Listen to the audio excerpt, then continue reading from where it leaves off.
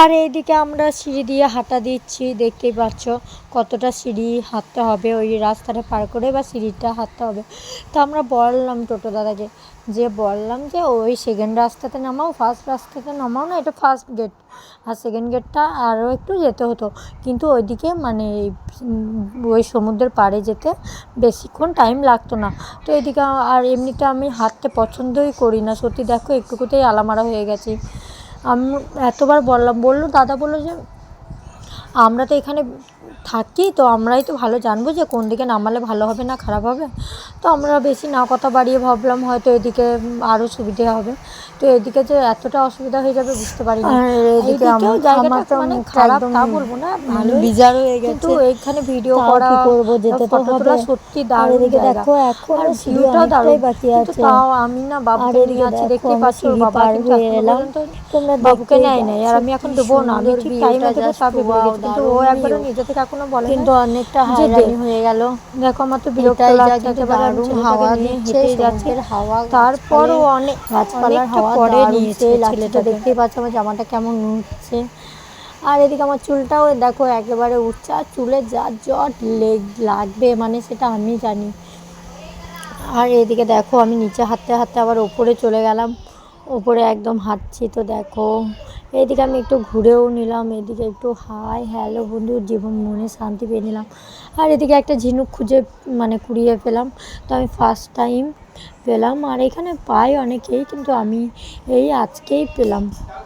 দেখতে এত আমরা এই 3 দিন এলাম, 3 দিন পাইনি, আমি লাস্টের দিনেই পেলাম। তো তারপর দেখো আমরা এখন যাচ্ছি একেবারে সামনের দিয়ে, তো দেখতেই পাচ্ছ আমার জাস্ট লুকটা দেখো তোমরা।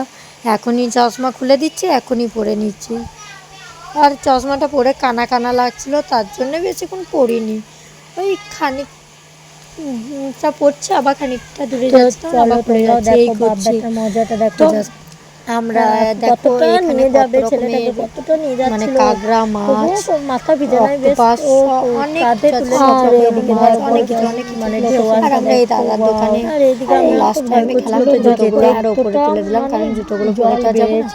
আর এদিকে দেখো আর নোনা জলটা একেবারে পুরো ফেনা ফেনা টাইপের, ভিডিওটা করে দিলাম, কিন্তু এই জলে বাচ্চাদের ঠান্ডা লাগে পেছন ক্যামেরাতে। আর এদিকে দেখো জাস্ট বাচ্চাদের ঠান্ডা লাগে না, আর ভিউটা দেখো, কারণ যদি শুট না হয় সেটা তার আলাদা ব্যাপার।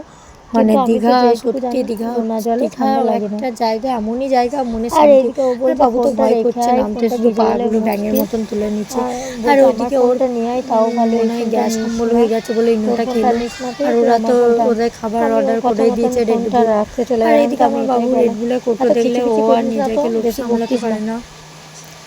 আর এদিকে দেখো এদিকে হাসছি নিজের মনে, কি করবো, সমুদ্রের দিকে ঢেউয়ের মজাটা নিজে নিজেই নিচ্ছি। আমি মানে আমার এতটাই কপাল খারাপ, আমি দীঘা গেছি, আমি সমুদ্রেতে স্নান করেছি, কিন্তু আমি আমার বরের সাথে টাইম কাটাতে পারিনি একটুকু। সাথে আমরা মা ব্যাটটা বর 3 জন মিলে এনজয় করতেই পারিনি, কি করব, ছোট ছেলে, ও তো এখনও হাঁটতেও পারে না সেরকম, সেই জন্যেই সেরকম মজা হয় না। আর এদিকে আমি আমার বোনকে বলছি তুই যাবি না নাকি, তুই কি বসে বসে খেয়েই যাবি? এদিকে দেখো আমি তোমাদেরকে